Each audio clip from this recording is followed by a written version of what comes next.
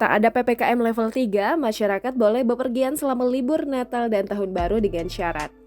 Libur Natal dan Tahun Baru tidak ada pembatasan. Pemerintah memutuskan untuk tidak akan menerapkan PPKM level 3 pada periode Natal dan Tahun Baru secara serentak di semua wilayah.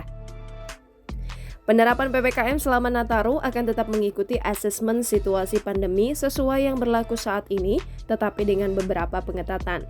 Menteri Koordinator Bidang Kemaritiman dan Investasi Luhut Binsar Panjaitan yang merupakan Koordinator Penanganan PPKM Wilayah Jawa Bali mengatakan, keputusan itu didasarkan pada capaian vaksinasi dosis 1 di Jawa Bali yang sudah mencapai 76% dan dosis 2 yang mendekati 56%. Dia menyebutkan vaksinasi lanjut usia atau lansia akan terus digenjot.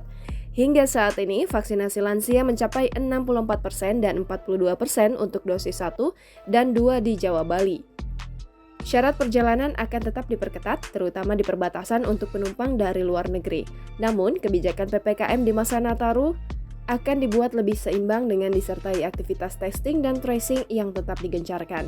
Pemerintah juga akan melarang semua jenis perayaan Tahun Baru di hotel, pusat perbelanjaan, mal, tempat wisata, dan tempat keramaian umum lainnya.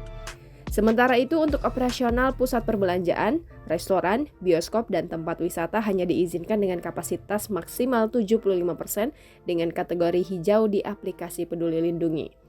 Lebih lanjut, kata dia, penanganan pandemi di Indonesia menunjukkan perbaikan yang signifikan dan terkendali pada tingkat yang rendah. Sejauh ini, angka kasus konfirmasi COVID-19 harian berada di level stabil di bawah angka 400 kasus. Berdasarkan asesmen per 4 Desember, jumlah kabupaten kota yang tersisa di level 3 hanya 9,4% atau 12 kabupaten kota dari total wilayah Jawa Bali. Meski demikian, Luhut mengingatkan semua pihak perlu meningkatkan kewaspadaan munculnya virus varian baru jenis Omikron yang sudah dikonfirmasi di beberapa negara.